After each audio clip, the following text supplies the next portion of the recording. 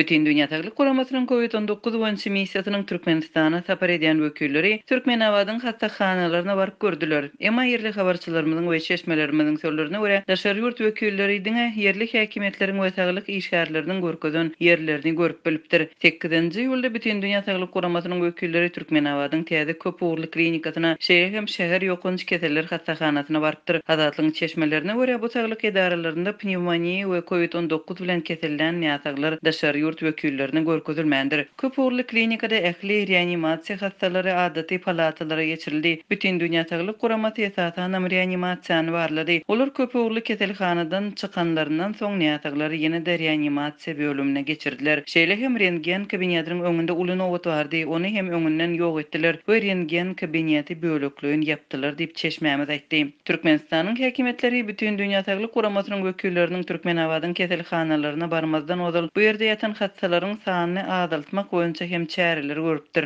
Bütün Dünya Sağlyk Guramasynyň sapar eden ähli ýerlerinde mümkin boldugyça az hastany görkezmäge synançdylar. Sapardan 2 gün öň hastalary kabul etmäge besetdiler we diňe aşy agyr hastalar kabul edildi diýip Azatlygyň yerli habarçysy 9-njy ýylda aýtdy. Onuň sözlerine görä hastalaryň bir ýerden başgasyna geçirilmegi şäheriň beýleki keselhanalarynda hem bolupdyr. Günüň 2-nji ýarymynda Bütün Dünya Sağlyk Guramasynyň wekilleri ýokunç keseller hastahanasyna boldular. Ol ýerde öňünden çağalar hastahanasyndan çağalary alyp bardylar. Ol ýerde öňküsi çağalaryň hem bardygyny we karantiniň ýokdugyny görkezmek maksady bilen diýip habarçymyz 9-njy ýylda aýtdy. Azatlyk radiosy Türkmenistanda saparda ýören Bütün Dünya Sağlyk Guramasynyň wekilleri bilen entek gepleşip bilmedi. Üstesine habarçylarymyz Bütün Dünya Sağlyk Guramasynyň resmiýetleriniň Türkmenabadyň içinde hereket etmegi sebäpli yerli häkimetleriň ilatyň köp üýşän yerlerine gözegçiligi güýçlendirenligini we bazarlary ýapýanlygyny habar berýärler. Günüň 2-nji ýarymynda gök bazaryň ýapylmagyna garaşylýar sebäbi golaydaky köprüden Bütün Dünya Sağlyk Guramasynyň missiýasy Farab gümrükhanasyna geçip gider diýip habarçymyz 9-njy ýylda ýerden habar berdi. Bu aralykda Aşgabatdaky habarçylarymyz COVID-19 keseliň alamatlary bilen kesellenlere degişli täze ýagdaýlar barada habar berýärler. Respublikan Aýdymsaz mektebinde 3 mugallim keselerde biri pneumoniýadan ýoguldy. Ol 63 ýaşyndadyr diýip Aşgabatdaky habarçymyz 9-njy ýylda aýtdy. Şeýle-de ol mugallimleriň we okuwçylaryň kesellenligi sebäpli paýtagtdaky Tans mektebiniň hem ýapylanlygyny habar berýär. Bütün Dünya Sağlyk Guramasynyň missiýasynyň ýurda baran ilkinji günden başlap Türkmenistanyň häkimetleri ilata maska giymek talabyny girizdi. Jemgyýetçilik transportynyň sürüjüleri, taksi sürüjüleri, köçelerdäki polisiýa we bazarlarda hem dukanlarda satyjylar tizden tiz maska giymeli edildi. Ondan öň iş ýerlerinde maska giymek talaby soňky aýyň dowamında diňe saglyk işgärlerine we käbir döwlet idaralarynyň işgärlerine degişli edilipdi. Sürüjüleriň sözlerine görä häzir bu talabyň ýerine ýetirilişine güýçli gözekçilik edilýär. Awtobus sürüjüleri maska giymäge mejbur edilýärler. Hiç kime maskasyz ýola çykmagy ruhsat berilmejegi duýduruldy. Döwlet taksi sürüjülerine hem maskasyz işe çykmak gadagyn edildi diýip habarçymyz sürüjülere salgylanyp habar berýär. Maskalary adaty ýaşaýjylar hem dakyarlar Aşgabatyň köçelerinde maskaly adamlar köpeldi. Emma adamlaryň köp üýşän ýerlerinde maskaly adam az. Habarçymyz şuňlar bankomatlaryň öňünde puluny nakdlaşdyrmak tamaty bilen baran adamlaryň uly nowatlaryndaky ýagdaý barada şeýle gurrun berýär. Äger tuly nowatlar bankomatlaryň öňünde meniň çaklamama görä nowatda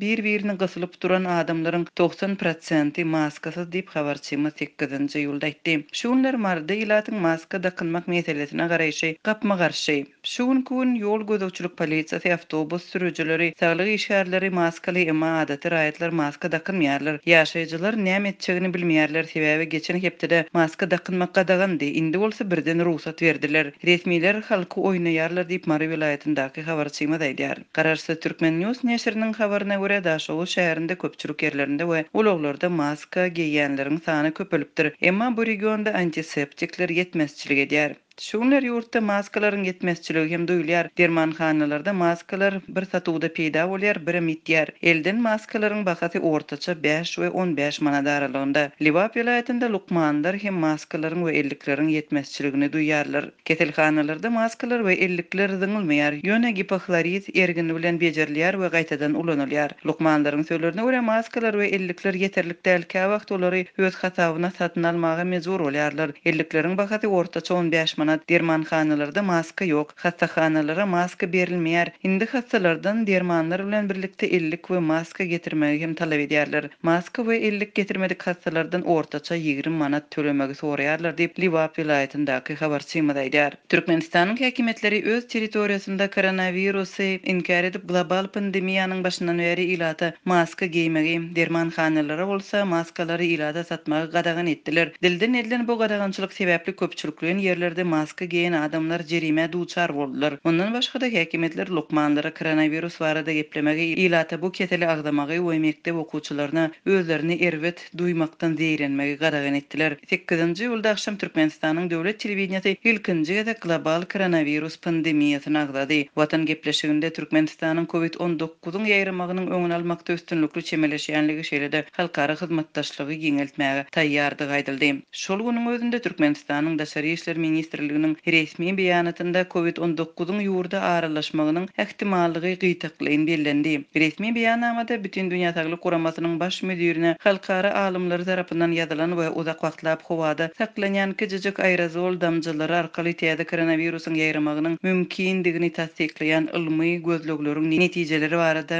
ýazylan açyk hata salgylanyp Türkmenistanyň hem bu ilmi netijeleri goldaýanlygy aýdyldy. Adam saglygy üçin howply jisimleri şol sanda viruslary howa akymlary bilen Merkezi Aziýanyň duýgur ekologiki gurşawynda bir ýerden başga ýere geçip biljegini türkmen alymlary hem tasdiklaýarlar diýip Daşary işler ministrliginiň resmi maglumatynda bellendi. Barlykda Fransiýanyň guruluşyk kompaniýasy Buix Aşgabatdan Türkiýe daşary ýurt kompaniýalarynyň işgärlerini we beýleki daşary ýurtly işgärleri alyp gitmek üçin charter uçaryny guraýar. Türkmen News neşriniň maglumatyna görä uçaryň anyny 10-njy iýulda Türkiýe ugramagy planlaşdyrylýar. Uçarda 150 adamyň gitmegi şol sandy 7-nji ýyldan 8-nji ýyla geçýän gijede Aşgabatda aradan çykan Türkiýanyň ilçikanatynyň dini geňeşçisi Kemal Uçkunyň öz ýurduna äkidilmegine garaşylýanlygyny neşir ýazýar. Gyzdyrma hem dem gysma bilen 27-nji iýunda Aşgabatyň kardiologiýa merkezine düşen diplomat şol ýerde birnäçe günden soň aradan çykdy.